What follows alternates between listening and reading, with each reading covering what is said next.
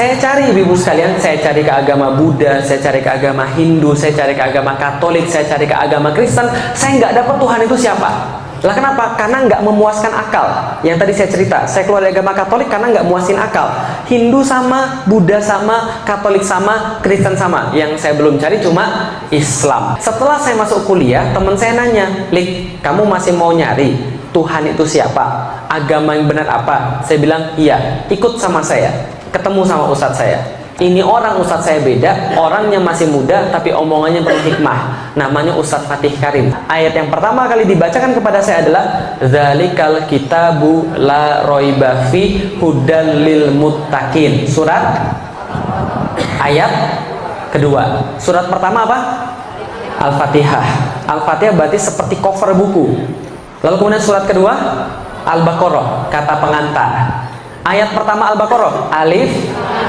Ayat kedua, Dzalikal kitabu la raiba fi hudal lil muttaqin. Berarti kata pengantarnya begitu. Pas baca kata pengantar, baru-baru saya bilang apa? Sombong betul kitab ini.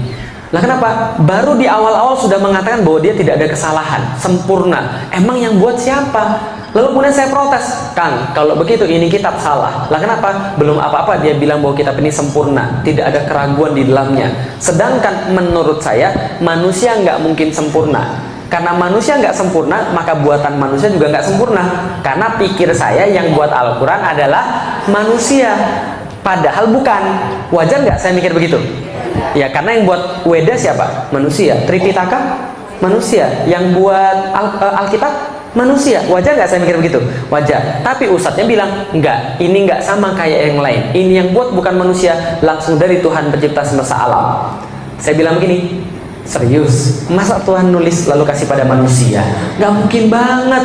Dia bilang nggak begitu, tapi kita punya buktinya. Saya bilang silakan sampaikan buktinya. Disampaikan kepada saya dari surat yang sama, ayat yang berbeda. Surat Al-Baqarah 23. Wa in kuntum fi raibim mimma nazzalna ala abdina fa'tu bi suratin mithlih. Dan bila kalian tetap dalam keraguan dengan apa yang kami turunkan terhadap hamba kami Muhammad, maka datangkanlah satu surat yang semacam dengan Al-Quran itu. Ketika baca ayat itu, kepala saya kayak digebukin ibu sekalian. Bukan digebukin begini, bukan. Maksudnya gini, argumen saya hancur. Jadi landasan mikir saya hancur. Lah kenapa hancur? Karena ditantang langsung dari dasarnya. Al-Quran katakan, wad'u syuhada'akum min dunillah in kuntum shodiqin. Kalau anda nggak berani sendirian, maju semuanya sekalian. Coba ditantangin seluruh manusia. Seluruh manusia ditantangin Al-Quran, suruh buat satu surat yang semacam dengan Al-Quran, walaupun yang paling pendek. Sampai sekarang bisa atau enggak?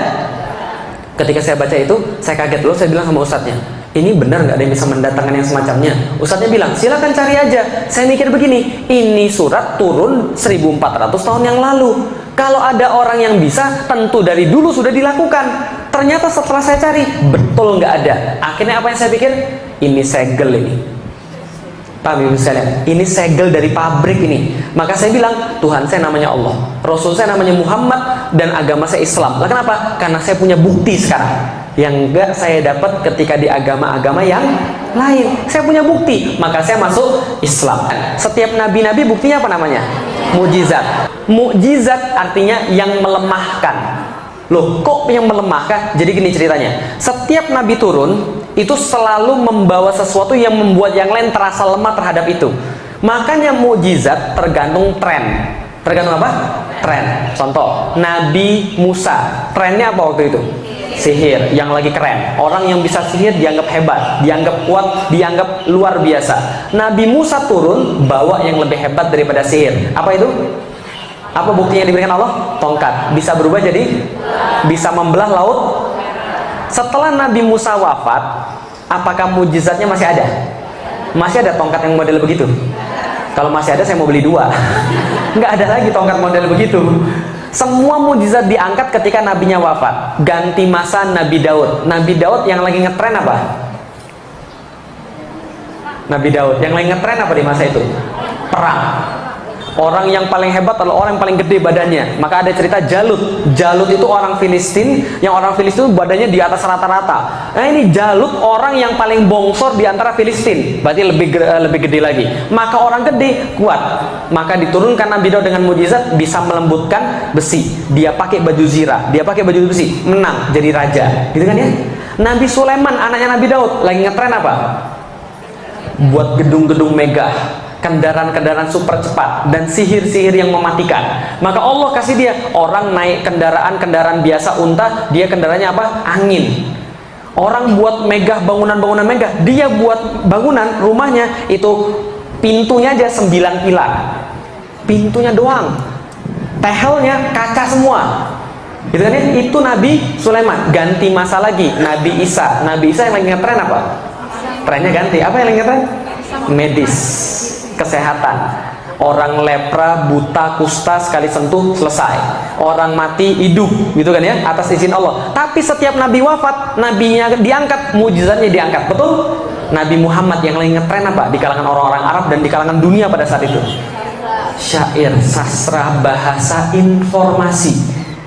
Ya, maka turun Al-Quran yang informasinya ngeri, sastranya ngeri, nggak ada yang nyaingin, stres setiap orang di depan Al-Quran. Nih salah satu contoh, kenapa dikatakan bahwa tidak ada yang bisa mendatangkan yang semacam dengan Al-Quran. Nih contoh, suatu masa ketika Rasul masih ada yang bilang bahwa dia juga nabi, ada yang mengklaim nabi juga, namanya Musailamah. Musailamah dia digelari Al-Kadzab. Al-Kadzab artinya sang penipu. Nah, kenapa dia digelari sang penipu? Karena dia bilang bahwa dia adalah Nabi. Musailamah ini juga kemudian mengaku Nabi. Suatu waktu turun surat Al-Asr. Ada yang apa surat Al-Asr? Ya semua hafal. Wal asri innal insana lafi husrin illal ladzina amanu wa amilus solihati wat tawassaw bil haqq wat tawassaw bis sabr. Ini surat pendek atau panjang? Tapi belakangan ketika kemudian ulama-ulama melihat surat ini, apa yang beliau katakan? Ulama-ulama katakan, seandainya Al-Quran tidak diturunkan ke atas muka bumi ini, maka satu surat ini sudah jauh lebih cukup. Karena maknanya yang indah, tidak selesai dikaji sampai detik ini. Kalaupun Al-Quran tidak turun semuanya, maka semua itu sudah terwakili dalam surat Al-Asr itu. Ngeri ya? Sependek itu maknanya sedemikian besar. Nah, ketika turun surat tadi, Amr bin As yang waktu itu belum masuk Islam, orang ini pinter banget. Amr bin As ini pinter banget orangnya, belum masuk Islam, dia jalan-jalan ketemu Musailamah Al-Kadzab. Ketika ketemu Musailamah, Amr bin As bilang, tahu nggak, semalam itu baru ada wahyu yang turun kepada Nabi Muhammad. Keren banget. Apa kerennya? Nih, coba dengar. Wal asri innal insana lafi husri illal ladzina amanu wa amilus solihati wa tawassaw bil haqq wa tawassaw bis sabr. Musailamah dengar, lalu bilang, semalam juga saya turun wahyu. Apa wahyunya? Sama, dia bilang. Apa wahyunya? Dia bacakan satu syair yang dia karang. Wal wabr innaka uzunani wasadr sa'iruka hafrun nakar. Sama nggak? R semua. Wal asri R innal insana lafi husrin R illal ladzina amanu wa amilus solihati wa tawassaw bil haqq wa tawassaw bis sabr R. Rimanya pas, temponya pas, belakangnya R semua, maknanya nggak selesai dikaji sampai sekarang. Tapi Musailamah belakangnya R semua. Tahu artinya? Wal wabr, demi kelinci. Innaka uzunani wasadar, pada dirimu terdapat dua telinga yang panjang dan dada yang membusung. Sa'iruka hafrun nakar, di sekelilingmu terdapat galian tanah. Ketika dengar itu, Amr bin As tertawa terbahak-bahak kemudian bilang, Musailamah cukup. Lalu kenapa? Nanti orang-orang menertawakanmu. Lalu dia bilang sama Khalid bin Walid, yuk kita ke tempat Muhammad, kita masuk Islam. Gara-gara dengar surat Wal Asri. Surat Toha 1-20 itu membuat Tufail bin Amr ad-Dausi yang hafal 200 ribuan syair bertekuk lutut, nangis, lalu berkata, saya nggak pernah dengar yang kayak begini. Lalu kemudian dia masuk Islam. Ini mujizat yang masih tertinggal satu-satunya di dunia, tapi malas kita baca. 3 minggu setelah saya masuk Islam, saya bilang sama bapak saya, Pi, Felix masuk Islam. Bapak saya bilang, kamu gila kamu ya? Enggak. Kenapa kamu masuk Islam? Karena ini agama yang paling benar. Kamu itu gila. Nih, papi ajak pergi gereja. Kita diskusi dengan pastor-pastor. Saya bilang, gak usah repot, gini aja. Seluruh pastor ajak ke rumah, seluruh suster ajak ke rumah. Mereka bawa Alkitab, saya bawa Al-Quran. Kalau mereka bisa menunjukkan ada yang salah di dalam Al-Quran, saya balik lagi ke dalam agama mereka. Tapi kalau mereka nggak bisa dan saya bisa nunjukin di situ ada yang salah, mereka masuk Islam. Mau nggak? Nggak mau, nggak jadi. Loh, bukan kita yang sombong. Kita nggak boleh sombong, tapi Allah boleh nggak sombong? Maka ulama-ulama mengatakan surat Al-Baqarah ayat 23 itu adalah semacam tanda-tanda kesombongan Allah terhadap manusia yang merasa dirinya lebih kuat daripada Allah, dirinya lebih tahu daripada Allah, atau dirinya lebih besar daripada Allah. Gak ada. Maka sampai sekarang saya fair.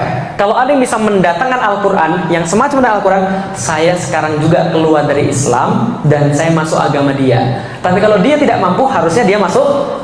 Bisa dipahami ibu sekalian? Loh kok Ustaz berani bilang begitu? Ya beranilah, Allah yang jamin. Bisa dipahami ibu sekalian? Itu mukjizat loh, Allah yang jamin. Maka kita harus percaya, karena itu sudah 1400 tahun, nggak ada yang bisa datangin semacamnya.